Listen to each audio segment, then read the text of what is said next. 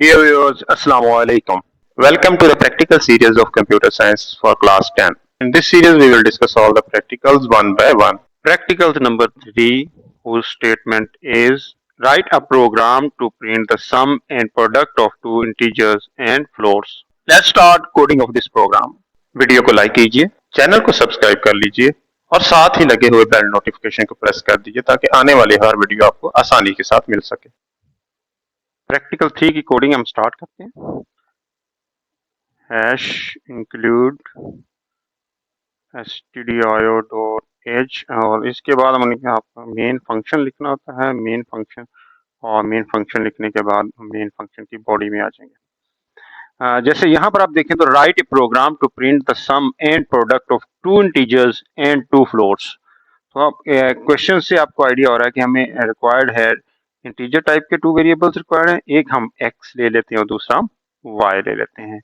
इसी तरह से फ्लोट टाइप के आपको टू वेरिएबल्स रिक्वायर्ड है। हम एक a सपोज कर लेते हैं, एक b सपोज कर लेते हैं।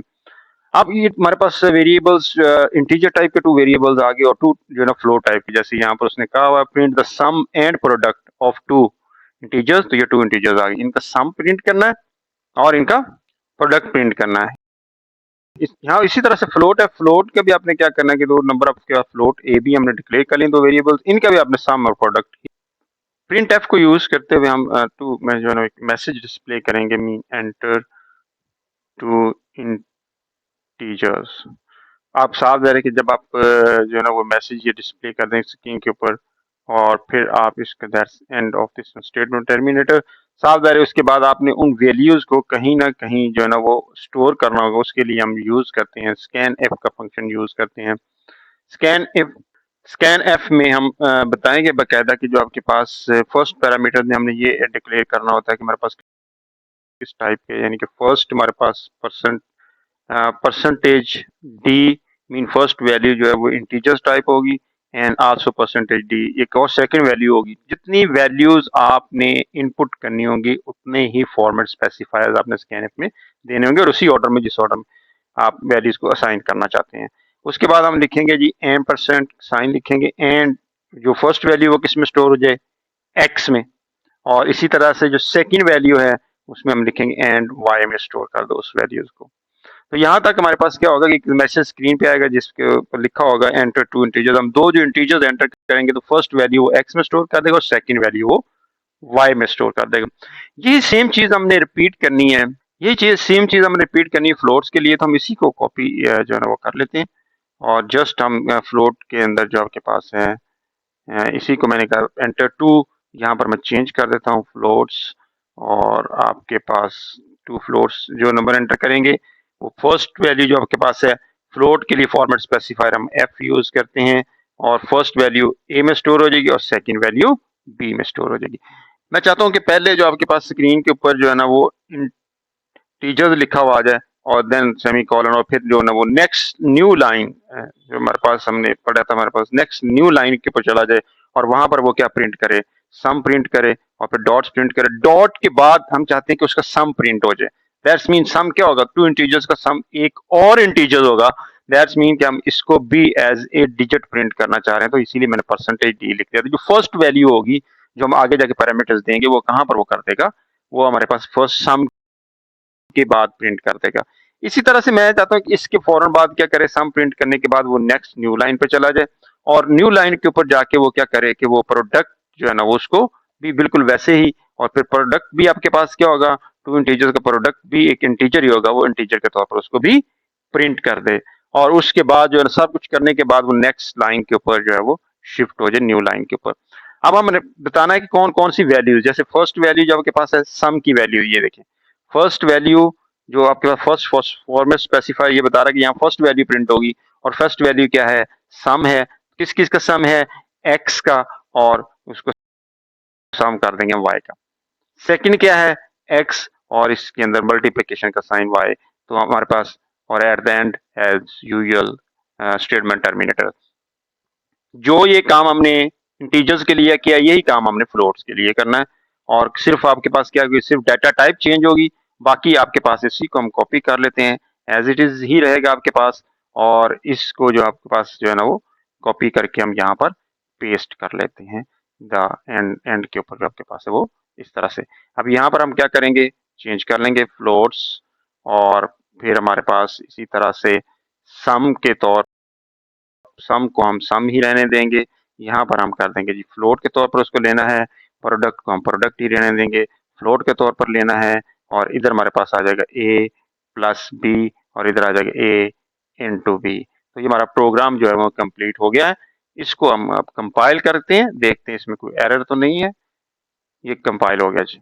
अब इसको रन करके देखते हैं। एंटर टू इंटीजर्स, तो यहाँ पर दो इंटीजर्स हम एंटर कर देते हैं। जैसे मैं करता हूँ 25 और जो आपके पास है 22। इसी तरह से वो कहता है टू फ्लोट्स आप एंटर करो, 2.5 मैं एंटर कर देता हूँ और 15.0 एंटर कर देता हूँ। अब इनको क्या करेगा, देखिए आपके पास इंटीजर्स सम, इन दोनों इंटीजर्स को सम करके उसने प्रिंट किया, फिर उनका प्रोडक्ट प्रिंट किया, देन फ्लोट्स के साथ भी यही किया, उसका सम किया और प्रोडक्ट किया। और फिर एक ये न्यू लाइन, क्योंकि एंड पे भी हमने क्या कहा हुआ है, न्यू लाइन पे जाके आपने प्रोग्राम को टर्मिनेट करना है। तो ये एक्चुअली आपके पास वैल्यूज जो है ना वो इस तरीके से इसके अंदर देखिए ना, उसी तरह से जैसे हमने कहा है सम, तो ठीक है सम प्रिंट हो गया, फिर आगे प्रिंट हो गया, फिर प्रोडक्ट है उसका प्रोडक्ट करके उसने प्रिंट कर दिया, और यही काम उसने फ्लोट्स के लिए भी किया है।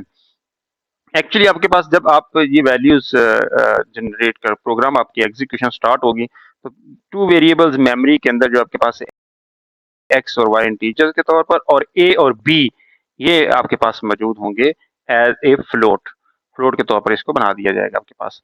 अब फिर ये स्क्रीन के ऊपर एज इट इज प्रिंट होगा। जब ये वाली स्कैन स्टेटमेंट आएगी तो आपके पास ये स्टेटमेंट उसको बता रही है कि आप ऐसा करो कि एक्स वाला वेरिएबल ढूंढो और उसके अंदर फर्स्ट वैल्यू जो एंटर हुई उसको स्टोर कर दो। तो जैसे ही मेमोरी के अंदर जो आपके पास वैल्यूज हैं वो आप मेमोरी के अंदर लोकेशंस के ऊपर क्रिएट करोगे, तो जैसे ये आपके पास एक बॉक्स बना देगा, इसको हम एक्स कह देते हैं, एक इसी तरह से वाई बना देगा, एक इसी तरह से फ्लोट के लिए आपके पास क्या करेगा, ए और बी बना देगा आपके पास।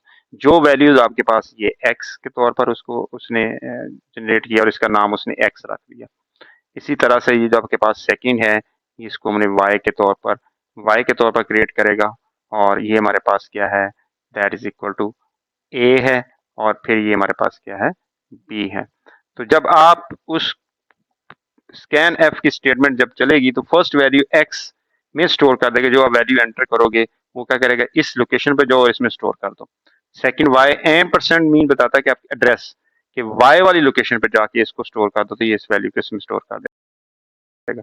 जैसे यहाँ पर अभी हमने क्या किया, इसको इसको वैल्यू मैंने असाइन की थी 25, तो वो 25 इसमें स्टोर कर देगा। इसको मैंने असाइन की थी 22, तो वो 22 इसमें स्टोर कर देगा। इसी तरह से इसमें हमने रखा था 2.5, तो ये 2.5 जो आपके पास है वो इसको वैल्यू असाइन कर देगा। और फिर हमारे पास क्या होगा, 15.0 मैंने वैल्यू पुट की थी अभी, वो आपके पास 15.0 के तौर पर उसको जो वैल्यू आप जिस तरीके से असाइन करते जाओगे वो उसमें स्टोर होती जाएगी। उसके बाद ये फ्लोट आपके पास जब इंटीजर सम एक्स प्लस वाई, तो वो क्या करेगा, एक्स और वाई की वैल्यू को पिक करेगा, उनका सम करेगा, और उस सम को उसने कहाँ पर डिस्प्ले करना है, जो फर्स्ट आपके पास फॉर्मेट स्पेसिफायर है वो है ये वाला डी। तो यहाँ पर उसका सम जो है ना पर, फिर वो आगे चलेगा, नेक्स्ट क्या, नेक्स्ट स्टेटमेंट कहती है कि न्यू लाइन पे चले जाओ, न्यू लाइन पे कर्सर को मूव करेगा और फिर प्रोडक्ट वहां पर लिखेगा, ये लिखेगा, और फिर जो सेकंड वाली वैल्यू वो कह रही कि आपके पास यहाँ पर जहाँ पर फॉर्मेट स्पेसिफायर्स है, इसी तरह से ये फर्स्ट वैल्यू है प्लस की फ्लोट की, ये जहाँ पर फॉर्मेट स्पेसिफायर है, और इसी तरह से मल्टीप्लिकेशन वाली वैल्यू जो है वो सेकंड पैरामीटर के तौर पर, तो वो सेकंड प्लेस के ऊपर जो है ना वो इसको प्रिंट आउट कर दिया जाएगा। उम्मीद करता हूं कि ये आपको प्रैक्टिकल क्लियर हो गया होगा। अब तक के लिए इतना ही। Thank you for watching. अल्लाह हाफिज।